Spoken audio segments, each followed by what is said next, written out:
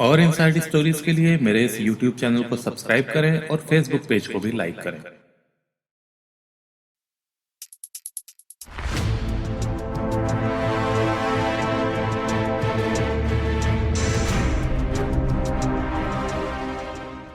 पटना के बिहार शरीफ में एक लड़की किराए का मकान लेकर पढ़ाई कर रही थी। वो नालंदा के रहुई सुल्तानपुर की रहने वाली थी। 6 फरवरी 2016 को बिहार शरीफ के ही घनेश्वर घाट की रहने वाली सुलेखा और उसकी मां नाबालिग लड़की के कमरे पर पहुंची। वहां माँ बेटी ने नाबालिग लड़की से एक बर्थडे पार्टी में चलने को कहा। लड़की तैयार हो गई तो सुलेखा और उसकी मां लड़की को लेकर नवादा के विधायक राज बल्लभ यादव के नवादा के पथरा इंग्लिश स्थित 4 मंजिला मकान में लेकर चली गई। वहां राज बल्लभ ने लड़की के साथ रेप किया।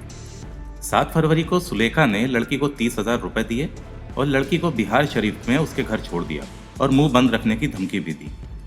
लेकिन लड़की ने बहादुरी दिखाई और 9 फरवरी 2016 को बिहार शरीफ महिला थाने में FIR दर्ज करवा दी।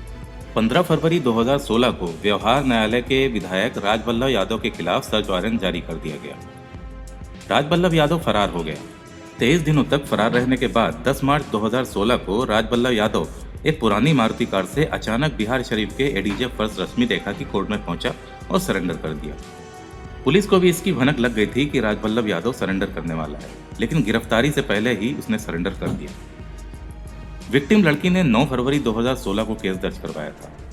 नवादा पुलिस अगले ही दिन यानी कि 10 फरवरी 2016 को लड़की को लेकर नवादा के उस मकान में पहुंची जहां रेप हुआ था। इसके बाद 13 फरवरी को विक्टिम लड़की को नवादा की इंस्पेक्टर मृदुला ने लालू यादव और राज बल्लभ के साथ की एक फोटो दिखाई। लड़की ने फोटो देखकर विधायक राज बल्लभ यादव की शिनाख्त की।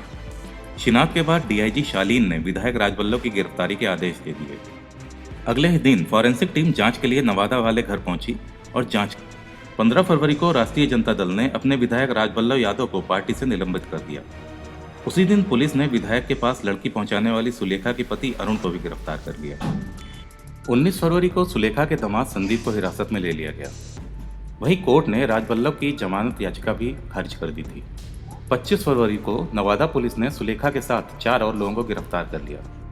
पूछताछ में सुलेखा ने मान लिया था कि लड़की उसी ने पहुंचाई थी। इसके बाद 28 फरवरी को राज बल्लभ के पटना और नवादा वाले घर की कुर्की कर ली गई। 10 मार्च को विधायक ने सरेंडर कर दिया और 1 महीने से थोड़े से ज्यादा वक्त में 20 अप्रैल को पुलिस ने चार्जशीट फाइल कर दी। विक्टिम का आरोप है कि सुलेखा उसे गिरियक के घर में ले गई और शराब पीने को कहा, लेकिन उसने इनकार कर दिया। इसके बाद एक व्यक्ति वहां पहुंचा जिसने महिला के सामने ही पीड़ित छात्रा के साथ कथित तौर पर कई बार दुष्कर्म किया और महिला इसे पकड़ी रही। इसके एवज में उस व्यक्ति ने महिला को एक रात की कीमत 30,000 रुपए दिए और उसके बाद दूसरे दिन पीड़ित लड़की को यह कहकर घर पहुंचा दिया कि यह बात किसी से कहनी नहीं है। मगर पीड़ित छात्रा ने सारी बात अपनी बड़ी बहन को बता दी और बहन ने पिता को। इसके बाद लड़की अपने परिवार के साथ महिला थाने गई और सुलेखा देवी और उस व्यक्ति के खिलाफ मामला दर्ज कराया। पुलिस ने भी इस मामले को काफी गंभीरता से लिया और तुरंत सेक्स रैकेट चलाने वाली महिला के घर छापेमारी की, मगर पुलिस के पहुंचने से पहले ही आरोपी महिला फरार हो चुकी थी। जानकारी के मुताबिक Sulekha high profile sex racket चलाती थी। वो पैसों की लालच में नाबालिग लड़कियों को फंसाती थी और रसूखदारों से अच्छी कीमत लेकर उनको बेच देती थी। पुलिस का कहना है सुलेखा इससे करोड़ों की कमाई करती थी। सुलेखा के परिवार वाले भी इस धंधे में उसकी मदद करते थे। सुलेखा की छोटी बेटी जिसने की लव मैरिज की थी, वो भी अपने पति के साथ जिस्म फरोशी का धंधा करती थी। ये अपनी उनका गलत फायदा उठाकर लड़कियों को जाल में फंसाती थी। वहीं उसका पति नकली बर्थडे पार्टी और दूसरे रंगारंग कार्यक्रमों में सब्जबाग दिखाकर लड़कियों को जाल में फंसाता था। सुलेखा का एक रिश्तेदार है मोतीराम। मोतीराम जिसके घर में सुलेखा को उसकी टीम के साथ गिरफ्तार किया गया था। मोतीराम सुलेखा का दूर का रिश्तेदार है। स्थानीय लोगों का कहना है कि एक बार जो युवती सुलेखा के जाल में फंस जाती है, उसका उस फंदे से निकल पाना काफी मुश्किल हो जाता है। वो युवतियों के सेक्स वीडियो वायरल करने की धमकी देकर उन्हें ब्लैकमेल करना शुरू कर देती है। अब पुलिस सुलेखा की चल अचल संपत्ति पर पर्दा उठाने में जुट गई थी।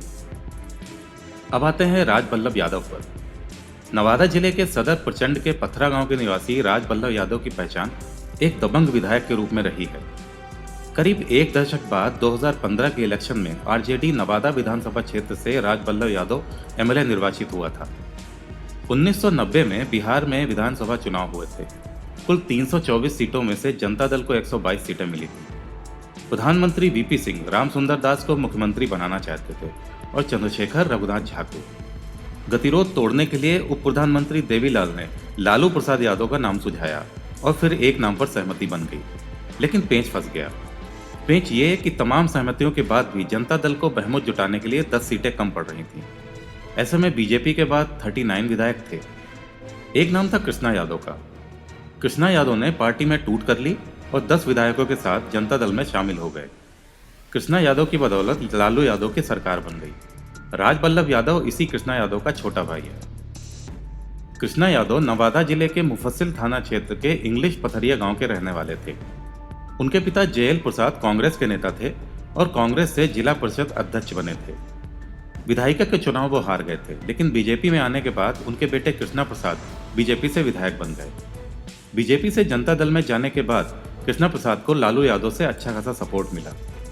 वरिष्ठ पत्रकारों का कहना है कि उस समय कृष्णा यादव विधायकी करते रहे, उनका एक भाई मुखिया बन गया और एक भाई राजबल्लभ घर पर रहने लगा।